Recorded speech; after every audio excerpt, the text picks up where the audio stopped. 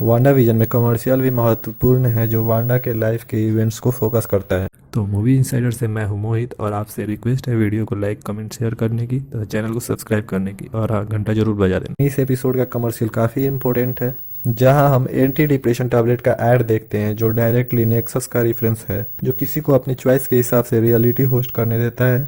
यह सभी रियलिटी के संबंध का रेफरेंस है। कॉमिक्स में नेक्सस फ्लोरिडा एवरग्लेड्स में मंत्रों के द्वारा क्रिएट किया गया था और जिसे मैन थिंग के द्वारा गार्ड किया जाता था। साथ ही कॉमिक्स में नेक्सस बिंग को भी इंट्रोड्यूस किया गया था जो अपने हिसाब से रियलिटी डायमेंशन को चेंज कर सकते थे। स्कारलेट विच भी उन्हीं में से एक नेक्सस बिंग है। साथ ही इस एड का हिंट्स मार्वल लोर की तरफ भी है जो कि कॉमिक्स में एक नेक्सस बिंग होती है। ऐसा ही कुछ हम एमसीयू के थोर द डार्क वर्ल्ड मूवी में देख चुके हैं। सो शायद वह एमसीयू की पहली मूवी थी जो मल्टीवर्स का हिंट्स देती है। नेक्सस एक प्रकार का सभी डायमेंशंस के बीच गेटवे पॉइंट है जिसे मल्टीवर्स के सभी यूनिवर्स जुड़े हुए हैं। साथ ही आगे हम वांडा को doctor strange multiverse of madness में देखने वाले हैं, तो शायद वहां हम नेक्सस को देख पाए, या फिर लोकी सीरीज में जहां लोकी के पास स्पेस स्टोन है और वह मल्टीवर्स ट्रेवल कर रहा है।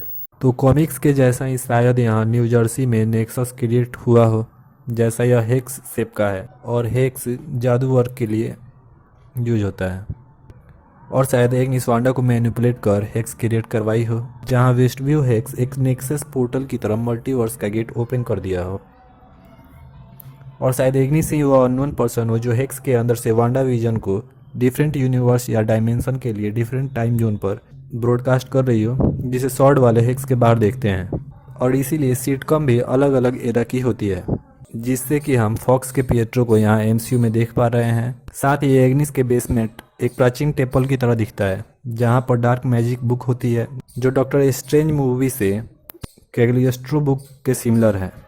और शायद एग्निस का बेसमेंट वेस्टव्यू नेक्सस का सेंटर हो। और जैसा कि एग्निस वांडा से बोलती है कि वह अकेली मैजिक करने वाली नहीं है, तो शायद हमें और भी नेक्सस बीइंग देखने को मिले। और लास्टली एक कैरेक्टर इंट्रोड्यूस हो जो इस वेस्टव्यू नेक्सस पोर्टल को गार्ड करे, जो मैन थिंग हो।